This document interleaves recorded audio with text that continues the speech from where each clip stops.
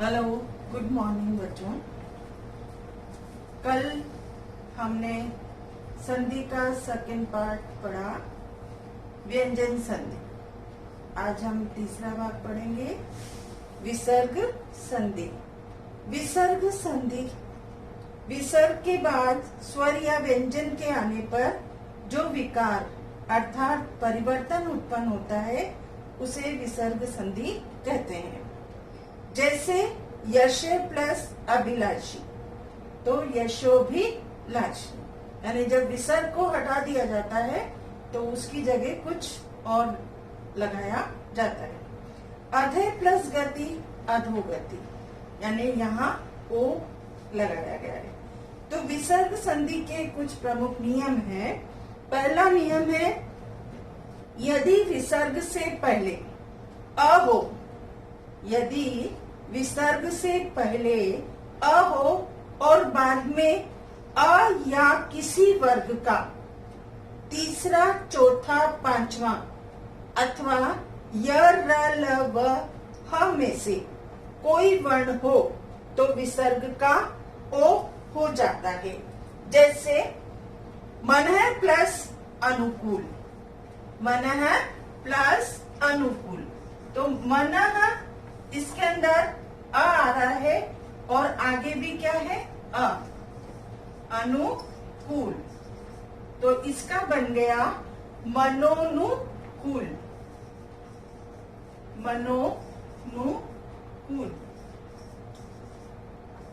यहाँ पर अ और अ का क्या बन गया, ओ बन गया। आगे है विसर्ग का य बन जाना, जैसे मनः प्लस योग, मनोयोग, मनः प्लस रथ, मनोरथ, तपः प्लस लाभ, तपोलाभ, तपः प्लस बल, तपोबल। आगे है मनः प्लस हर, मनोहर, अधः प्लस गति, अधोगति, तमः प्लस गुण, तमोगुण, तपः प्लस भूमि, तपोभूमि, तेजे प्लस मय, तेजोमय, मने प्लस भय, मनोभय, मनोमय, पय प्लस धर, पयोधर, यशे प्लस दा, यशोदा, मने प्लस नीति, मनोनीति, मने प्लस व्यथा, मनोव्यथा, सरह प्लस ज, सरोज। दूसरा नियम का पहला नियम है, यदि विसर्ग के बाद अ आ हो तो विसर्ग का र हो जाता है। यानी विसर्ग के बाद अ आ हो तो विसर्ग का क्या हो जाएगा, र हो जाएगा। जैसे नी प्लस अर्थक, नी प्लस अर्थक, तो इसका क्या बन गया, नी के बाद अ है, ठीक है, तो र बन जाएगा, निरर्थक। विसर्ग का लोप हो गया और र लगा दिया गया। आगे है नी प्लस आशा, निराशा। दूसरा इसका नियम है, यदि विसर्ग के साथ किसी वर्ग के तीसरे, चौथे, पांचवें अथवा य, र, ल, व, ह में से किसी वर्ण से मेल हो तो विसर्ग का र हो जाता है। जैसे नी प्लस धन, नी प्लस धन, तो क्या बन गया, क्या बन गया, निर्धन। ठीक है, र आ गया ना। क्या है, ध कौन सा वर्ण है, ध कौन सा वर्ण है, ठीक है। आगे देखिए, आशे प्लस वाद, आशीर्वाद, नी प्लस ईश्वर, निरीश्वर, नी प्लस उपाय, निरुपाय, नी प्लस धन, निर्धन, नी प्लस बल, निर्बल, नी प्लस जन, निर्जन। कौन कौन सा आएगा, यदि विसर्ग के साथ किसी वर्ग के तीसरे, चौथे, पांचवें वर्ण, ठीक है। और यह र, ल, व, ह में से किसी वर्ण में का मेल हो तो विसर्ग का र हो जाता है। अगला नियम, यदि विसर्ग से पहले कोई स्वर हो तथा विसर्ग के बाद च, छ या श हो तो विसर्ग का श हो जाता है, ठीक है। नी प्लस च, जैसे नी प्लस च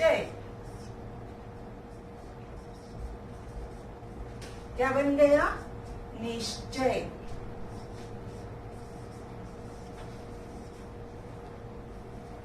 ठीक है। नी प्लस छल निश्चल, नी प्लस शंग निशंग। यदि विसर्ग के बाद, अगला नियम, क त स हो तो विसर्ग का स हो जाता है। क त विसर्ग के बाद क त स हो तो विसर्ग का स हो जाता है। जैसे भा प्लस कर, क्या बन गया? भास्कर। ठीक है।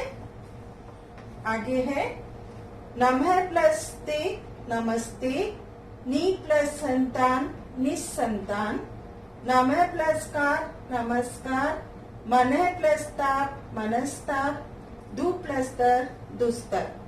अगला नियम, यदि विसर्ग से पहले ई या उ हो तथा विसर्ग के बाद क, ख, ड, प, फ में से कोई वर्ण हो तो विसर्ग का श हो जाता है। जैसे नी प्लस कलंक निष्कलंक, धनु प्लस टंकार धनुष टंकार, नी प्लस प्राण निष्प्राण, चतु प्लस पद चतुष्पद, नी प्लस फल निष्फल। अगला नियम, यदि विसर्ग से पहले अ या आ हो और बाद में कोई अलग स्वर हो तो विसर्ग का लोप हो जाता है। जैसे अतः प्लस एव अतएव, ततः प्लस एव तत्एव। अगला नियम, यदि विसर्ग से पहले ह्रस्व स्वर हो और विसर्ग के बाद र हो तो ह्रस्व का दीर्घ हो जाता है तथा विसर्ग का लोप हो जाता है। जैसे निहि प्लस रस नीरस, निहि प्लस रज नीरज। अगला नियम, यदि विसर्ग से पहले अ हो और विसर्ग का मेल क, ख, प, फ में से हो तो विसर्ग का लोप नहीं होता। जैसे प्रातः प्लस काल प्रातः काल, अंत प्लस करण अंतःकरण, पय प्लस पान पय पान। तो ये हमारी विसर्ग संधि थी। इसको अब हम पूरा दोहरा लेते हैं। वो देखिए, दो वर्णों के परस्पर मेल से जो विकार अर्थात परिवर्तन होता है उसे संधि कहते हैं। संधि के तीन भेद हैं। पहला स्वर संधि, दूसरा व्यंजन संधि और तीसरा विसर्ग संधि। स्वर संधि में स्वर प्लस स्वर का मेल होता है और स्वर संधि के 5 भेद हैं। दीर्घ संधि, गुण संधि, वृद्धि संधि, यण संधि और अयाति संधि। व्यंजन संधि में स्वर प्लस व्यंजन, व्यंजन प्लस व्यंजन और व्यंजन प्लस स्वर के मेल से परिवर्तन होता है। विसर्ग के साथ स्वर या व्यंजन के मेल से उत्पन्न विकार को विसर्ग संधि कहते हैं। तो ये सब आपको समझ में आ गया होगा, संधि के प्रकार तीनों। और आप सबको जो ये होमवर्क में सारी जो एक्सरसाइज है ये मैं उसमें दूंगी, ठीक है।